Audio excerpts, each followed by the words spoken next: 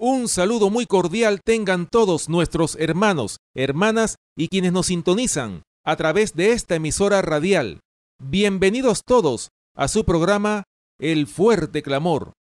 Habla para ustedes Ramsés Ágreda. Antes de comenzar, vamos a invitar la presencia de nuestro Padre Celestial con unas palabras de oración. Padre Celestial, te damos gracias porque nos das la oportunidad de poder salir al aire a través de esta emisora radial. Te damos gracias, Señor, porque podemos presentar este mensaje para todas las almas que lo puedan escuchar.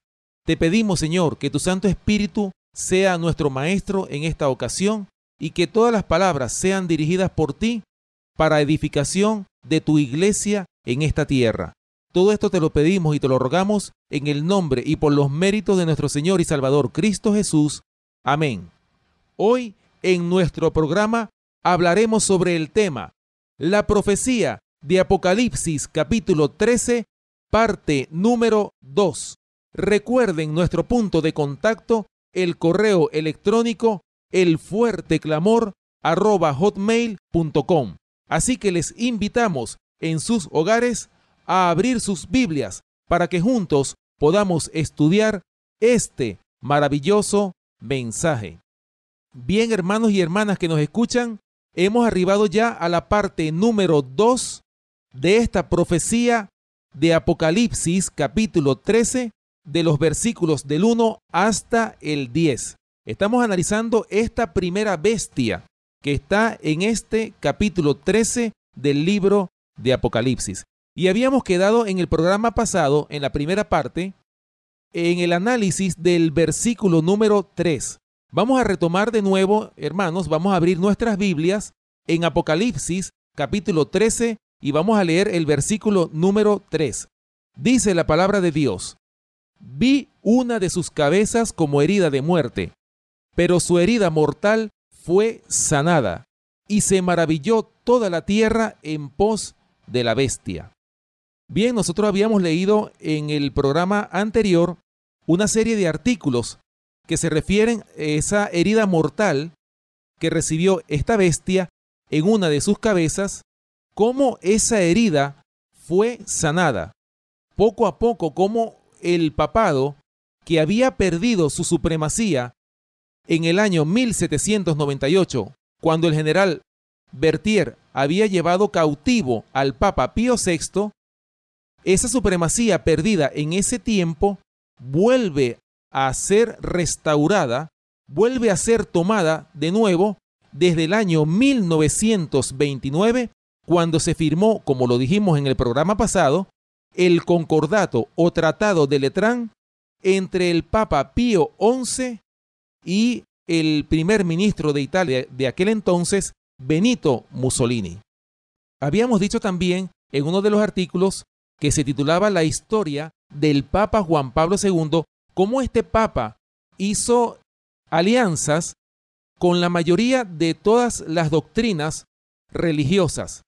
Y habíamos dicho en uno de los artículos cómo se produjo la alianza entre el Vaticano o la Iglesia Católica y el judaísmo. Hay otro artículo aquí del periódico El Nuevo Día de Puerto Rico, también de fecha 31 de diciembre de 1993. Dice este periódico en este artículo lo siguiente: juntas la cruz y la estrella de David. No es solo un acuerdo de relaciones entre el Estado del Vaticano y el Estado de Israel, pero sí es un cambio en las largas, difíciles y dolorosas relaciones entre el cristianismo y el judaísmo. Así dice este periódico, hermanos y hermanas que nos escuchan, como titula Juntas la cruz y la estrella de David. Es decir, hermanos, este fue uno de los acuerdos o uno de los logros que llevó a cabo el Papa Juan Pablo II. Por eso es que este Papa fue uno de los que más acercamientos, más acuerdos logró entre el cristianismo, el judaísmo y muchas corrientes religiosas como el islamismo también. Este hombre pudo unir muchísimas religiones prácticamente en un concilio o lo que se conoce hoy día como el ecumenismo o concilio mundial de iglesias. Fíjense, hermanos, cómo esta herida mortal empieza a sanarse.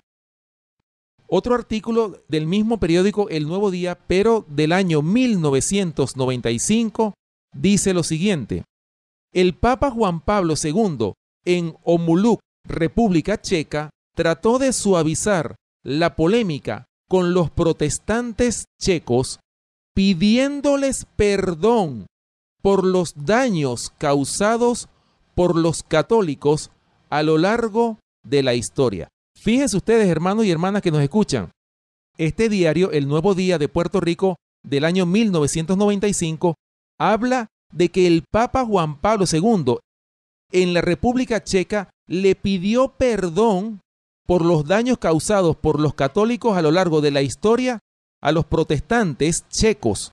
Fíjense qué interesante. Ahora, la pregunta que nos podemos hacer: ¿será que ese perdón fue realmente de corazón?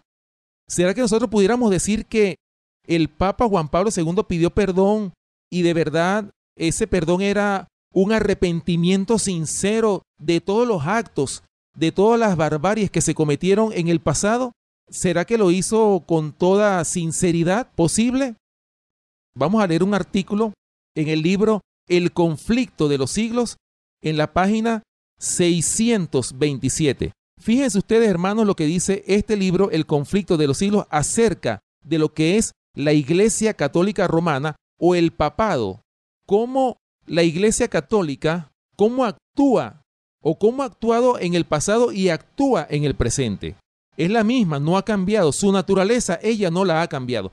Fíjense lo que dice este libro en la página 627.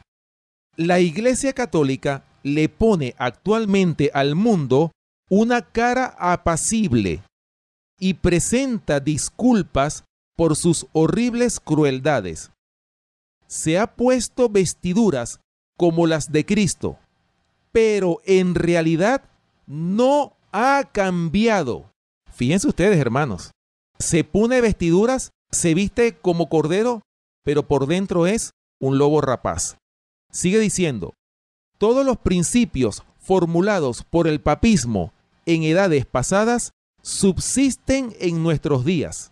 Las doctrinas inventadas en los siglos más tenebrosos siguen profesándose aún. Nadie se engañe. El papado que los protestantes están ahora tan dispuestos a honrar es el mismo que gobernaba al mundo en tiempos de la Reforma, cuando se levantaron hombres de Dios con peligro de sus vidas para denunciar la iniquidad de él. El romanismo sostiene las mismas orgullosas pretensiones con que supo dominar sobre reyes y príncipes y arrogarse las prerrogativas de Dios. Su espíritu no es hoy menos cruel ni despótico que cuando destruía la libertad humana y mataba a los santos del Altísimo. Fíjense, hermanos y hermanas que nos escuchan. En este libro El conflicto de los siglos, en la página 627, dice claramente, hermanos, cuál es la naturaleza del papado o de la Iglesia Católica. Es la misma en tiempos pasados a la que tenemos actualmente. Lo que ocurre que actualmente se está vistiendo como cordero, pero por dentro siguen siendo los mismos lobos rapaces que arremetieron en los años de la Edad Media, desde el año 538 hasta el año 1798, en los 1260 años de supremacía papal, cuando el papado tenía esa supremacía papal, asesinó a más de 100 millones de cristianos torturados cruelmente por este poder político religioso conocido como el papado.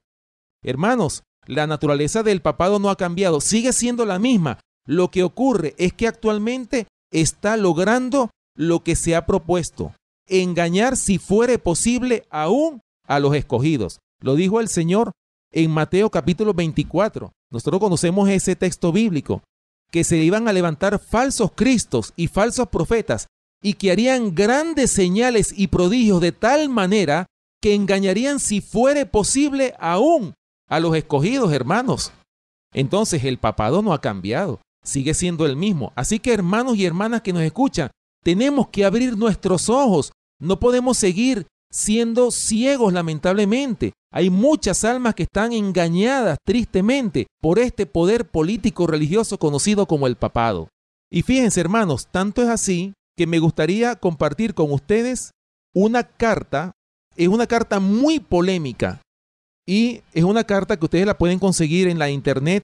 La carta del presidente de los Estados Unidos, Harry Truman, al Papa Pío XII.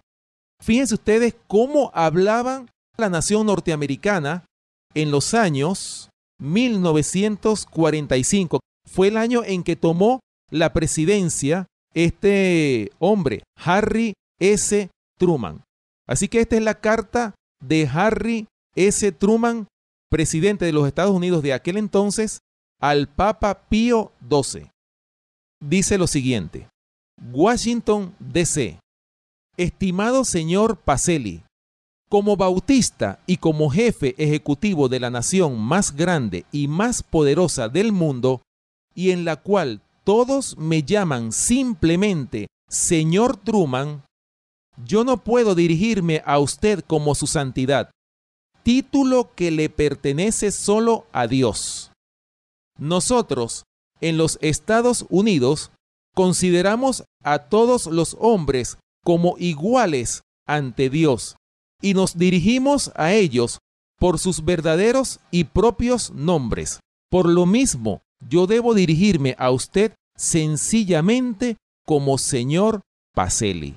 El pueblo que me ha elegido como su jefe ejecutivo es una nación democrática, amante de la paz. Esto decía Harry Truman en aquel entonces. Estamos hablando del año 1945. Ahora, es muy diferente la nación norteamericana actual.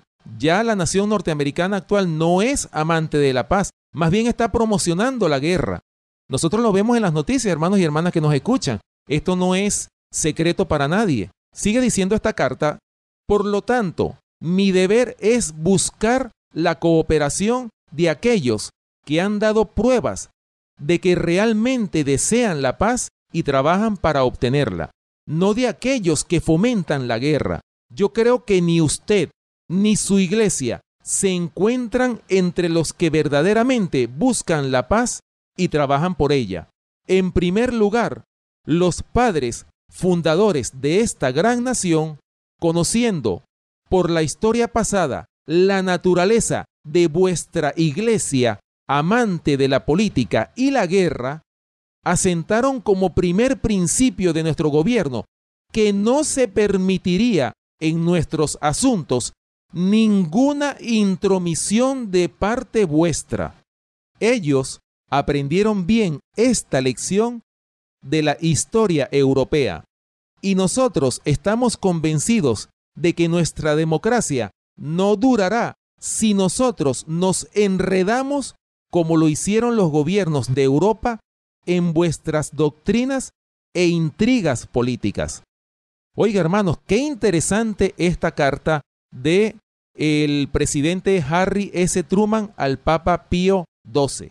Fíjense ustedes, en esta primera parte podemos ver que el presidente Harry Truman no permite por nada del mundo, según esta carta, que el papado o el Vaticano se entrometa en los asuntos internos de una nación como lo era en aquel entonces los Estados Unidos de Norteamérica. Ahora, ¿por qué él lo decía? Hermanos, porque sucede que la Iglesia Católica está metida en la política. Ellos son los responsables del derrocamiento de varios presidentes, no solo de Latinoamérica, sino del mundo entero. Ellos son los que tienen responsabilidad, aunque es indirecta, pero ellos tienen relación con esto. Ellos no aparecen como los autores directos en todos estos derrocamientos de jefes de Estado. Por esa razón es que el presidente Harry Truman le escribió esta carta para que él no se inmiscuyera en los asuntos de Estado de los Estados Unidos de Norteamérica. Sigue diciendo esta carta: Thomas Jefferson, uno de los más sabios de este país, afirmando muy claramente, dijo: la historia no nos proporciona ningún ejemplo de algún pueblo manejado por los sacerdotes que mantenga un gobierno civil libre. Por lo tanto, es usted la última persona del mundo que puede instruirme en cuanto a la manera de dirigir mi pueblo por la senda de la paz. Algunos cuantos hechos escuetos pueden ayudar a usted para refrescar su memoria. Fue vuestro predecesor en el Vaticano, el Papa Pío XI, el que comenzó toda la agresión fascista mediante los pactos lateralenses con Mussolini en 1929. Esta fue la fecha en la cual la civilización cristiana fue traicionada. Esa fue la fecha en que comenzó el horror que ha dejado a Europa y al mundo en la triste condición en que lo vemos ahora. Un notable escritor e historiador de nuestro país, Lewis Mumford, que no es comunista ni odia a los católicos, escribió lo siguiente en su libro Fight for Living, libro que se publicó en 1940. La traición al mundo cristiano se efectuó claramente en 1929, cuando se firmó el concordato entre Mussolini y el Papa. Miren qué interesante, hermanos y hermanas que nos escuchan. Aquí vemos nosotros claramente cómo el presidente Harry Truman, él habla en este párrafo: esta fue la fecha en que comenzó el horror que ha dejado a Europa y al mundo en la triste condición en que lo vemos ahora. ¿En qué triste condición dejó el papado a la Europa? Los dejó en una libertad de conciencia amenazada. Sigue diciendo esta carta: también nos dice, desafortunadamente, los propósitos del fascismo están en profundo conflicto con los de una república libre como lo es la de los Estados Unidos. En este esfuerzo, la Iglesia Católica ha sido una aliada, una potente aliada de las fuerzas de la destrucción. Óigase esto, hermanos y hermanas que nos escuchan, dicho por el presidente Harry Truman en esta carta. La Iglesia Católica ha sido una aliada, una potente aliada de las fuerzas de la destrucción. Y por eso es, hermanos, que nosotros afirmamos y decimos claramente de que la Iglesia Católica o el papado tiene responsabilidad directa sobre el derrocamiento de muchos gobiernos democráticamente constituidos. Eso nosotros lo sabemos a través de lo largo y ancho de la historia. Sigue diciendo esta carta: en ese mismo tiempo, muy pocos de nosotros, los que vivimos en Estados Unidos, conocíamos la verdadera naturaleza del fascismo, como usted y el Papa Pío XI deben haberla conocido, siendo que ustedes dos lo formaron y aliaron a vuestra iglesia con él. Usted mismo fue especialmente preparado como joven sacerdote y diplomático de la iglesia para el propósito específico de ayudar a Alemania a prepararse para las dos guerras mundiales. Ahí está, hermanos. Este presidente Harry Truman está afirmando en esta carta que la Iglesia Católica es responsable y ella ayudó a Alemania a prepararse para las dos guerras mundiales. Fíjense ustedes, hermanos, qué interesante. Sigue diciendo la carta: usted y el Kaiser desde Suiza urdieron intrigas en contra de los aliados durante la Primera Guerra Mundial. Usted estuvo 12 años en Alemania durante la ascensión de Hitler al poder. Óigase esto: usted negoció con él, juntamente con el execrable Fritz von Papen.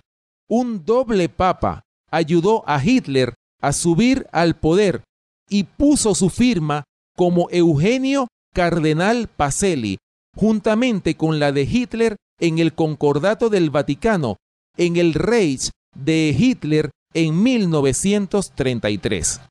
Ninguno creerá que usted no sabía bien que Hitler y sus nazis estaban formando un complot en contra nuestra. El propio biógrafo católico dice que usted era durante años el hombre mejor informado del Reich.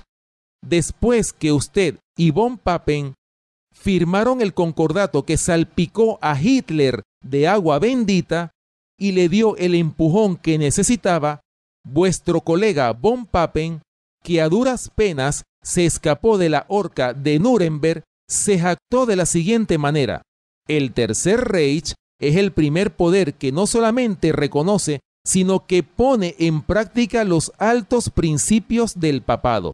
Fíjense ustedes, hermanos y hermanas que nos escuchan, la relación que tiene, según esta carta, el papado, el Vaticano, con Hitler, con Alemania, con la Segunda Guerra Mundial y todos los crímenes y asesinatos que se cometieron durante todos estos años, en los cuales todas estas guerras financiadas, por supuesto, por este poder político religioso que se conoce como el papado.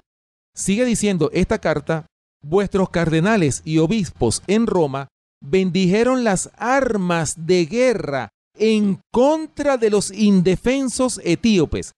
Fíjense, hermanos, vuestro cardenal Schuster de Milán proclamó el robo de Etiopía como una cruzada santa para llevar en triunfo a Etiopía la cruz de Cristo. ¿Y todavía llama usted a su iglesia la iglesia de Dios y pretende como una consecuencia que yo, como cabeza de un Estado civil, admita a usted como superior a mí y al pueblo de los Estados Unidos? Usted habla con palabras melosas acerca de la justicia y al mismo tiempo usted está llamando con los tambores a otra guerra, aún más terrible que las dos últimas contra Rusia, que nos ayudó a derrotar a Hitler y a Mussolini. Usted está incitando a los Estados Unidos para que cuanto antes vayan a construir sus detestables y diabólicos regímenes. Usted quiere que desperdiciemos nuestro dinero y que enviemos a nuestros jóvenes americanos a una muerte horrible sobre los cadáveres de Hitler y Mussolini para terminar la lucha que ellos comenzaron con la ayuda de usted y a quienes nosotros derrotamos. Sí, Estados Unidos desea la paz. De todas las naciones, solamente a nosotros nos ha quedado un poco de prosperidad y decencia. Oigan esto, hermanos. Somos el baluarte de las libertades democráticas protestantes. Si nosotros, como Inglaterra protestante, nos debilitamos y perdemos nuestra substancia, vuestra cultura católica tendrá una oportunidad de gobernar otra vez el mundo. Usted fácilmente podrá aliarse con Rusia en contra nuestra si nosotros perdiéramos o quedáramos debilitados por una guerra de tal naturaleza. Vuestro predecesor, el Papa Pío XI, declaró públicamente que él haría pacto con el mismo diablo si esto convenía a los intereses de su iglesia. Oigan esto, hermanos, la carta que le escribió el presidente Harry Truman al Papa Pío XII. O sea que el predecesor del Papa Pío XII, que era el Papa Pío XI, declaró públicamente, hermanos, que si era posible, hacía pacto con el mismo diablo si esto convenía a los intereses de la Iglesia Católica. Imagínense ustedes eso, hermanos. Y actualmente el mundo se olvida de todo esto. ¿Cómo es posible que nosotros no tengamos memoria para nosotros ver todos los horrores que ha cometido la Iglesia Católica en tiempos pasados? Y esto está dicho, por supuesto, por el expresidente de los Estados Unidos, Harry S. Truman. Termina diciendo esta carta lo siguiente: por lo tanto, señor Pacelli, es mi deber, como cabeza de este país predominantemente protestante, rechazar sus aventuras a guisa de alianza de pacto de paz. Aquellos que comen en el plato en que el diablo está comiendo deben usar una cuchara muy larga. Yo continuaré buscando la paz como buen bautista, sosteniendo los retos y honrados principios protestantes que han hecho grande nuestra nación y trabajando por ellos. Sinceramente, Harry S. Truman. Bien, hermanos y hermanas que nos escuchan, esta es una carta extraordinaria que le hemos presentado a través de este programa, la carta del expresidente de los Estados Unidos, Harry S. Truman, al Papa Pío XII, pidiéndole de forma resumida, que no se entrometa o que no se inmiscuya en los asuntos de Estado. Lo dijo claramente este presidente, y denunciándolo de que él fue el que financió la Primera y Segunda Guerra Mundial, que tiene relación directa con todas estas guerras y con todos estos derrocamientos de jefes de Estado. Nosotros lo sabemos realmente, porque así lo dice la historia. Pero realmente la iglesia no aparece como la responsable directa, sino que ellos tienen sus sociedades secretas por los cuales trabajan. Y por eso es que la Iglesia Católica, a través de sus sociedades secretas, infiltró a todos sus agentes dentro del gobierno, y por eso es que hoy día la nación más poderosa del mundo tiene dentro del Departamento de Estado agentes secretos que pertenecen al Opus Dei, que pertenecen a todas las sociedades secretas de los caballeros de Colón y muchas sociedades secretas que pertenecen a la Iglesia Católica Romana o al Vaticano, dicho en otras palabras, que es la cabeza de la Iglesia Católica Romana. Por eso, hermanos y hermanas que nos escuchan, nosotros vemos que la Iglesia Católica, es la bestia de Apocalipsis capítulo 13, versículos del 1 hasta el 10. Es decir, la primera bestia que vio el profeta Juan en la isla de Patmos. Por eso, hermanos y hermanas que nos escuchan, dice finalmente el verso 3, y se maravilló toda la tierra en pos de la bestia. Bueno, hermanos, nosotros lo vemos. Cada vez que el Papa va a un determinado país, son miles y miles de personas las que se presentan ante el Papa cuando el Papa va a las cruzadas, a los diferentes países a donde él asiste.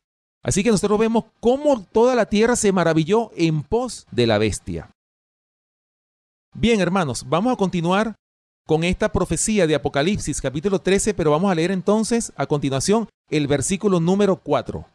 Dice así: y adoraron al dragón que había dado autoridad a la bestia, y adoraron a la bestia diciendo: ¿quién como la bestia? ¿Y quién podrá luchar contra ella?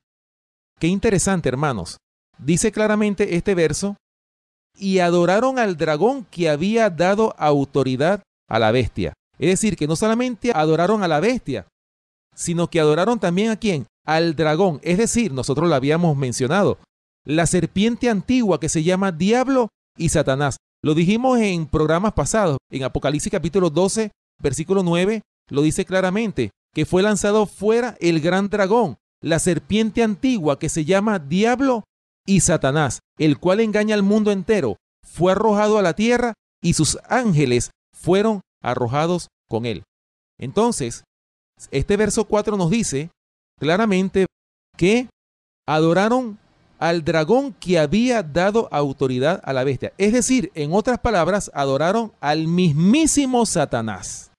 Ahora, vamos a leer en nuestras Biblias Apocalipsis capítulo 13, versículo 2, que lo leímos en el programa anterior, lo analizamos en el programa anterior. Pero vamos a leer la segunda parte de este versículo. Dice: y el dragón le dio su poder y su trono y grande autoridad. Nosotros lo dijimos. ¿A quién le dio su poder y su trono y grande autoridad? A esta bestia de 7 cabezas y 10 cuernos de Apocalipsis capítulo 13, versículo 1, que representa al papado, a la Iglesia Católica Romana. Bien, vamos a buscar en nuestras Biblias Apocalipsis capítulo 20, versículo 2.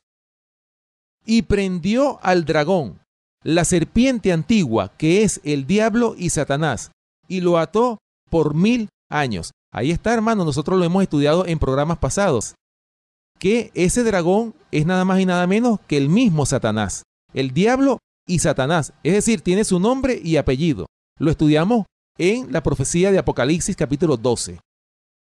Hablando de la adoración, ¿cuál es la verdadera adoración que Dios demanda? Vamos a buscarlo en nuestras Biblias en Juan capítulo 4, versículos del 21 al 24. Dice Juan capítulo 4, versículos del 21 al 24, lo siguiente: Jesús le dijo: mujer, créeme que la hora viene cuando ni en este monte ni en Jerusalén adoraréis al Padre. Vosotros adoráis lo que no sabéis. Nosotros adoramos lo que sabemos, porque la salvación viene de los judíos. Mas la hora viene, y ahora es, cuando los verdaderos adoradores adorarán al Padre en espíritu y en verdad, porque también el Padre tales adoradores busca que le adoren. Dios es espíritu, y los que le adoran en espíritu y en verdad es necesario que adoren. Fíjense, hermanos, qué interesante, ¿no? Estos versículos de Juan, capítulo 4, versículos del 21 al 24, pertenecen al contexto de Jesús cuando estuvo con la mujer samaritana. Y es interesante, esta historia es muy bonita, nosotros se la recomendamos que la lean, Juan capítulo 4, porque es la obra personal que hizo el Señor, la obra individual que hizo con los seres, así como en este caso la mujer samaritana y con Nicodemo, que también lo podemos leer en Juan capítulo 3. Pero en esta ocasión, una mujer samaritana, por supuesto de Samaria, esta mujer también estaba esperando al Mesías. Entonces el Señor se le reveló, le dijo, yo soy el que habla contigo. Y por eso es que el Señor le dijo en los versos del 21 al 24, mujer, créeme, que la hora viene cuando ni en este monte ni en Jerusalén adoraréis al Padre. El Señor le dice, vosotros adoráis lo que no sabéis. De hecho, los samaritanos no eran el pueblo escogido de Dios. Sin embargo, ellos adoraban lo que no sabían. Y le dice Jesús, nosotros adoramos lo que sabemos. ¿Por qué? Porque la salvación viene de los judíos. ¿Por qué el Señor Jesucristo le dijo que la salvación venía de los judíos? Porque Él, Jesús, que es el Salvador del mundo, era descendiente de la tribu de Judá.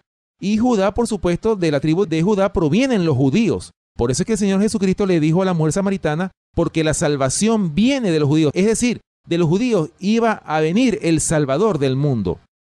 Sigue diciendo, mas la hora viene, y ahora es cuando los verdaderos adoradores adorarán al Padre en espíritu y en verdad. Por eso, hermanos y hermanas que nos escuchan, nosotros tenemos que estar en la verdad. Si nosotros no estamos en la verdad, no estamos adorando al Padre como Dios el Padre lo exige realmente. Por esa razón es que es necesario que nosotros adoremos al Padre, como lo dice aquí en Juan capítulo 4, en espíritu y en verdad. Si nosotros albergamos falsas doctrinas, no estamos adorando al Padre en verdad, estamos adorando al Padre en mentira. Eso no es una adoración aceptable ante los ojos del Señor. Aunque el Señor es muy justo y el Señor sabe cuando alguien no conoce o ignora acerca de la verdad y le mostraron como verdad el error, el Señor tiene misericordia de esa alma, porque esa alma en ese momento es ignorante. Pero una vez que usted, mi querido hermano y hermana que nos escuchan, conoce la verdad, ya usted es responsable por esa verdad que usted conoce. Ya el Señor la va a juzgar por esa verdad que usted conoce. Por eso es que el Señor le dice aquí, los verdaderos adoradores adorarán al Padre en espíritu y en verdad. Bien, continuando con el análisis del versículo 4 de Apocalipsis capítulo 13, dice, y adoraron a la bestia diciendo, ¿quién como la bestia? ¿Y quién podrá luchar contra ella? Aquí podemos ver, hermanos y hermanas que nos escuchan, el apóstol Juan está haciendo como una exclamación, una pregunta, o sea, ¿quién como la bestia? ¿Y quién podrá luchar contra ella? Hermanos, el apóstol Juan vio en visión lo que iba a ocurrir en el futuro de este mundo. Es decir, esta sanación de esta herida de muerte que tuvo la bestia de 7 cabezas, poco a poco iba a tomar supremacía de tal manera, hermanos, que iba a llegar un momento en que el que no se someta en el futuro, y esto va a ocurrir, hermanos y hermanas que nos escuchan, todas las iglesias se van a unir en puntos comunes de doctrina. Todo se va a convertir en una sola doctrina. Pero tristemente, hermanos y hermanas que nos escuchan, esa sola doctrina o esa sola iglesia que va a surgir producto de esta unión o este ecumenismo o concilio mundial de iglesias, esta sola iglesia que va a surgir en el tiempo futuro, hermanos, se va a unir en puntos de falsas doctrinas. Es decir, van a ser doctrinas erróneas las que va a levantar esta única iglesia que va a surgir. Por eso es, hermanos y hermanas que nos escuchan, aquellos que quieran defender la verdad en el tiempo del fin van a sufrir persecución. ¿Por qué? Porque dice aquí el apóstol Juan, ¿quién como la bestia? ¿Y quién podrá luchar contra ella? Hermanos, solamente aquellos que estén ungidos con el Espíritu Santo, aquellos que hayan obedecido al Señor, aquellos que hayan guardado su santa ley, los 10 mandamientos del Decálogo, aquellos que hayan vivido de todo, así dice Jehová, son los que van a poder luchar contra la bestia y contra la imagen de la bestia. Son los únicos que verdaderamente van a luchar contra este poder político religioso conocido como el papado y todas las hijas. Es decir, ese protestantismo apóstata, ese protestantismo que se ha apartado de la verdad. Por eso, hermanos y hermanas que nos escuchan, la verdad no está en las iglesias a donde ustedes van. La verdad está en la palabra de Dios, en la correcta interpretación de la palabra de Dios. Y para poder interpretar correctamente la palabra de Dios, hermanos y hermanas que nos escuchan, tenemos que estar ungidos con el Espíritu Santo que el Señor está dispuesto a darnos a cada uno de nosotros. Pero depende de la obediencia a su santa ley para que nosotros podamos recibir esas bendiciones de nuestro Padre Celestial, para que podamos realmente entender cuán preciosa es esa verdad que el Señor está dispuesto a darnos a cada uno de nosotros, hermanos y hermanas que nos escuchan. Por eso es que el apóstol Juan aquí se hace una pregunta: ¿quién como la bestia y quién podrá luchar contra ella? Claro, hermanos, porque se está uniendo la iglesia con el Estado. O sea, se está uniendo el poder religioso con el poder civil. Es decir, el que no adore a la bestia va a sufrir pena de muerte en el tiempo del fin. Todas esas cosas van a ocurrir. Aunque esto parezca inverosímil actualmente, hermanos, aunque ustedes no crean que esto va a pasar, pero hermanos, eso está profetizado. Lo dice en el libro El conflicto de los siglos. Lo que va a pasar en el tiempo del fin, hermanos y hermanas que nos escuchan. Por eso es que tenemos que prepararnos. Por eso es que tenemos que dejar de depender de los hombres y depender de un así dice Jehová, no de un así dicen los hombres. Bien, sigue diciendo, y adoraron a la bestia diciendo, ¿quién como la bestia y quién podrá luchar contra ella? Hermanos, nosotros vemos claramente que el apóstol Juan se estaba haciendo una pregunta, como que si habrá alguien que podrá luchar contra ese monstruo que se va a levantar, ese monstruo religioso que se va a levantar, contra quien nadie puede luchar. Nosotros vemos en la historia bíblica que algo similar ocurrió en los tiempos del rey Nabucodonosor. Vamos a buscarlo en nuestras Biblias, sobre los 3 jóvenes hebreos. Vamos a buscar en nuestras Biblias en Daniel, capítulo 3, y vamos a leer los versículos del 14 al 21. Daniel, capítulo 3, versículos del 14 al 21. Habló Nabucodonosor y les dijo, ¿es verdad, Sadrach, Mesach y Abed-Negó, que vosotros no honráis a mi Dios, ni adoráis la estatua de oro que he levantado? Ahora pues, ¿estáis dispuestos para que al oír el son de la bocina, de la flauta, del tamboril, del arpa, del salterio, de la zampoña y de todo instrumento de música, os postréis y adoréis la estatua que he hecho? Porque si no la adorareis, en la misma hora seréis echados en medio de un horno de fuego ardiendo. ¿Y qué Dios será aquel que os libre de mis manos? Sadrach, Mesach y Abed-Negó respondieron al rey Nabucodonosor diciendo, no es necesario que te respondamos sobre este asunto. He aquí nuestro Dios, a quien servimos, puede librarnos del horno de fuego ardiendo, y de tu mano, oh rey, nos librará. Y si no, sepas, oh rey, que no serviremos a tus dioses, ni tampoco adoraremos la estatua que has levantado. Entonces Nabucodonosor se llenó de ira y se demudó el aspecto de su rostro contra Sadrach, Mesach y Abed-Negó, y ordenó que el horno se calentase 7 veces más de lo acostumbrado, y mandó a hombres muy vigorosos que tenía en su ejército que atasen a Sadrach, Mesach y Abed-Negó para echarlos en el horno de fuego ardiendo. Entonces estos varones fueron atados con sus mantos, sus calzas, sus turbantes y sus vestidos, y fueron echados dentro del horno de fuego ardiendo. Y como la orden del rey era apremiante, y lo habían calentado mucho, la llama de fuego mató a aquellos que habían alzado a Sadrach, Mesach y Abed-Negó. Y estos 3 varones, Sadrach, Mesach y Abed-Negó, cayeron atados dentro del horno de fuego ardiendo. Entonces el rey Nabucodonosor se espantó y se levantó apresuradamente y dijo a los de su consejo: ¿no echaron a 3 varones atados dentro del fuego? Ellos respondieron al rey: es verdad, oh rey. Y él dijo: he aquí yo veo 4 varones sueltos que se pasean en medio del fuego sin sufrir ningún daño, y el aspecto del cuarto es semejante al Hijo de los dioses. Gloria a Dios por estos versículos, hermanos y hermanas que nos escuchan. Fíjense ustedes cómo el rey Nabucodonosor había hecho una estatua de oro y había mandado que todos los que estaban en su reino se postrasen cuando sonaran los instrumentos de música. Era el momento en que ellos tenían que postrarse ante la estatua que el rey Nabucodonosor había levantado.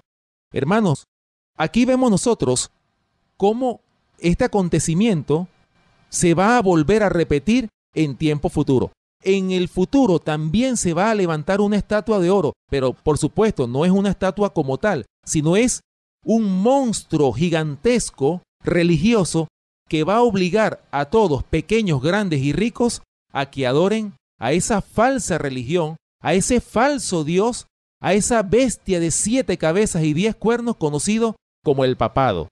Por eso, hermanos y hermanas que nos escuchan, nosotros tenemos que ser como Sadrac, Mesac y Abed-Negó, estos 3 jóvenes hebreos que fueron los únicos valientes que se levantaron en contra de este poder político religioso que el rey Nabucodonosor había levantado en su época. A nosotros en nuestro tiempo nos toca prepararnos para poder resistir y poder luchar, como lo exclamó el apóstol Juan: ¿quién como la bestia? ¿Y quién podrá luchar contra ella?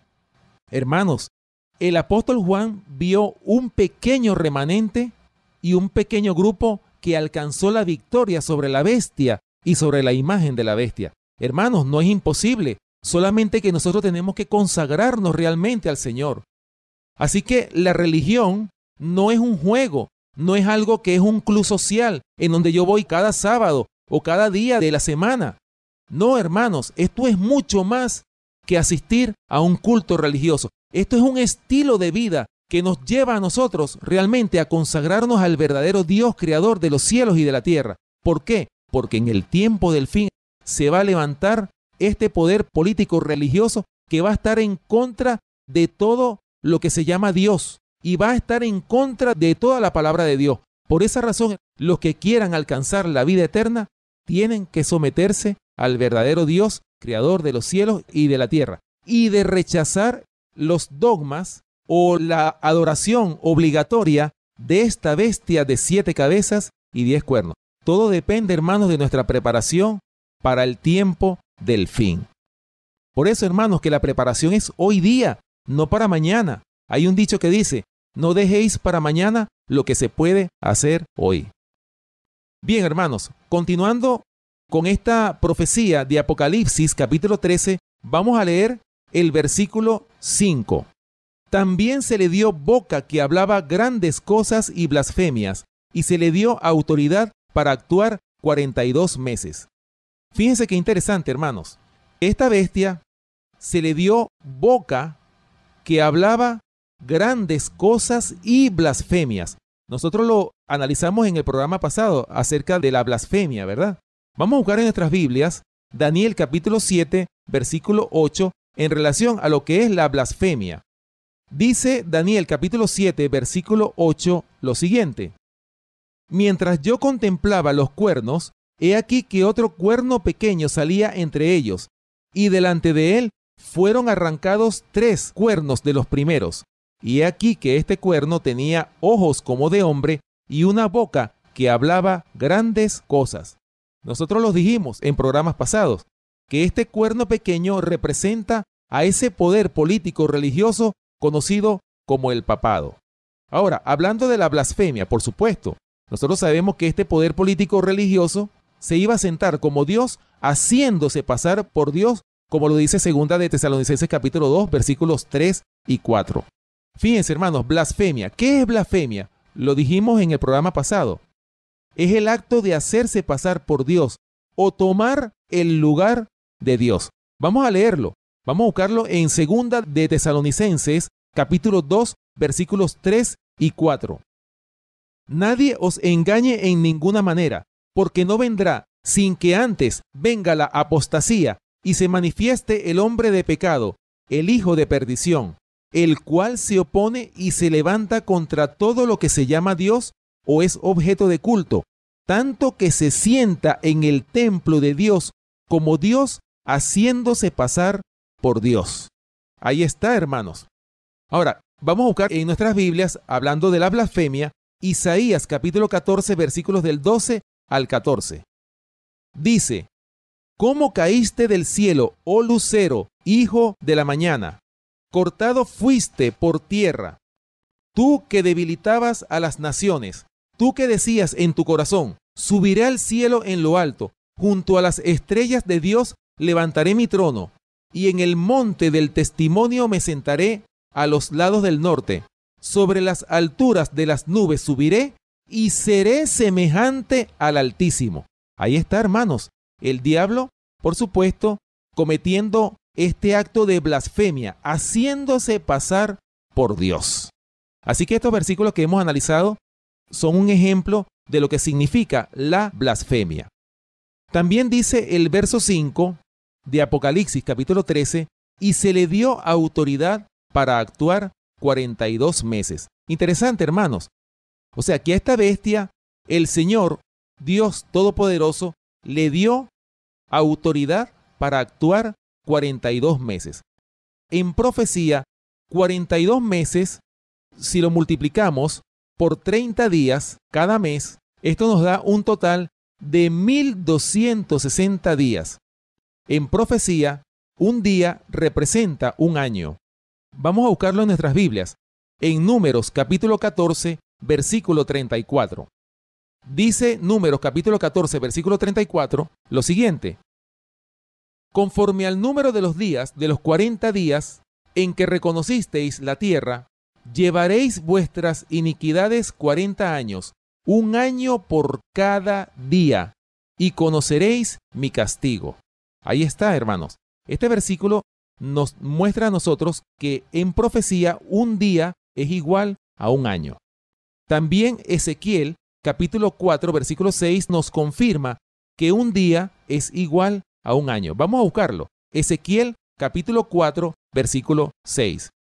Cumplidos estos, te acostarás sobre tu lado derecho segunda vez, y llevarás la maldad de la casa de Judá 40 días. Día por año te lo he dado. Bueno, hermanos, según estos versículos que nos confirman que un día es igual a un año, si nosotros multiplicamos 42 meses, que fue el tiempo que Dios le dio a esta bestia de autoridad para actuar, si multiplicamos esos 42 meses por 30 días que tiene cada mes, esto nos da un total de 1260 días. Si aplicamos el principio de día por año, de acuerdo a Números 14:34 y Ezequiel capítulo 4, versículo 6, nos dan, por supuesto, 1260 años de supremacía papal que se extendieron desde el año 538 hasta el año 1798 después de Cristo. Hablando de los 1260 años, hay otros versículos que también nos confirman ese periodo de tiempo. Vamos a buscarlo. Apocalipsis, capítulo 11, versículos 2 y 3. Dice Apocalipsis, capítulo 11, versículos 2 y 3 lo siguiente: pero el patio que está fuera del templo, déjalo aparte y no lo midas, porque ha sido entregado a los gentiles, y ellos hollarán la ciudad santa 42 meses. Y daré a mis 2 testigos que profeticen por 1260 días vestidos de cilicio. Ahí está, hermanos. Apocalipsis capítulo 11, versículos 2 y 3 habla de los 1260 días y también habla de los 42 meses, que es el mismo tiempo como se los acabo de mostrar. Cuando multiplicamos 42 meses por 30 días nos da 1260 días, que en profecía, aplicando el principio de día por año, por supuesto, son 1260 años. Otro versículo que también nos habla de ese periodo lo encontramos en Apocalipsis capítulo 12, versículo 6. Y la mujer huyó al desierto donde tiene lugar preparado por Dios para que allí la sustenten por 1260 días. Vamos a buscar también en Daniel capítulo 7 versículo 25 que habla de ese mismo periodo de tiempo. Dice Daniel capítulo 7 versículo 25: y hablará palabras contra el Altísimo, y a los santos del Altísimo quebrantará, y pensará en cambiar los tiempos y la ley, y serán entregados en su mano hasta tiempo y tiempos y medio tiempo. Hermanos, nosotros lo analizamos en programas pasados, que un tiempo, tiempos en plural y medio tiempo son lo mismo que un año, 2 años y medio año, que si sumamos ese tiempo en días, nos llevan a 1260 días. Por supuesto que vienen siendo, en profecía, 1260 años de supremacía papal. Ese fue el periodo de tiempo que le dio, por supuesto, nuestro Padre Celestial a este poder político religioso conocido como el papado. Le dio autoridad para actuar 42 meses. Esa autoridad que le dio, ¿para qué era? Para destruir a los santos del Altísimo. Le dio ese tiempo, ¿para qué? Para sellar con sangre derramada la verdad del mensaje. Y dice el conflicto de los siglos que con su sangre estos mártires regaron la semilla que más tarde iban a dar frutos de verdaderas conversiones. Muchos protestantes se convirtieron, mucha gente se convirtió al verdadero evangelio en este periodo de 1260 años de supremacía papal, cuando la verdad fue enterrada en la basura del error. Ese periodo se conoce como el periodo del oscurantismo, o el periodo en que la verdad fue sustituida o fue suplantada por el error. Bien, hermanos, este tiempo que nosotros vemos está reflejado en todos estos versículos que nosotros les acabamos de leer. Pero, hermanos, esa supremacía papal se va a volver a repetir en el tiempo futuro.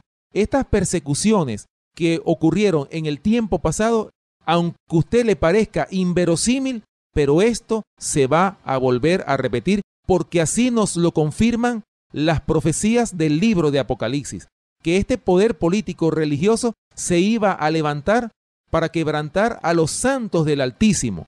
Y de hecho nosotros lo estamos viendo. Esa persecución ya no es como se hizo en la Edad Media. Ahora se hace en forma secreta. Por eso es que muchas personas han desaparecido. Protestantes, gente que han defendido la verdad, tristemente han terminado desaparecidas, otros han muerto. En fin, hermanos, esta persecución va a ocurrir en el tiempo futuro. Esto lo decimos con palabras para que nosotros nos preparemos. Y la preparación, hermano, es espiritual. Solamente aquellos que se preparen espiritualmente, que hayan vivido de un así dice Jehová, de que sean obedientes a toda palabra que proviene de la boca del Señor, podrán resistir en este último gran conflicto ya antes de que nuestro Señor Jesucristo venga en las nubes de los cielos para venir a buscar a un pueblo, pero un pueblo que fue santificado en la verdad, un pueblo que guardó los mandamientos de Dios y tienen el testimonio de Jesucristo. Hermano que me escuchas, no podemos pisotear la ley de Dios y creer que vamos a ser salvos o creer que vamos a ir al cielo. Como dice el Señor en su palabra, si me amáis, guardad mis mandamientos. Bien, hermanos y hermanas que nos escuchan, hemos llegado al final de nuestro programa por el día de hoy. Les invitamos a que nos sintonicen la próxima semana en este mismo horario. Recuerden nuestro punto de contacto, el correo electrónico elfuerteclamor@hotmail.com. Gracias por permitirnos entrar a sus hogares a través de esta emisora radial. Si Dios nos da la vida, estaremos con ustedes hasta la próxima oportunidad. Que el Señor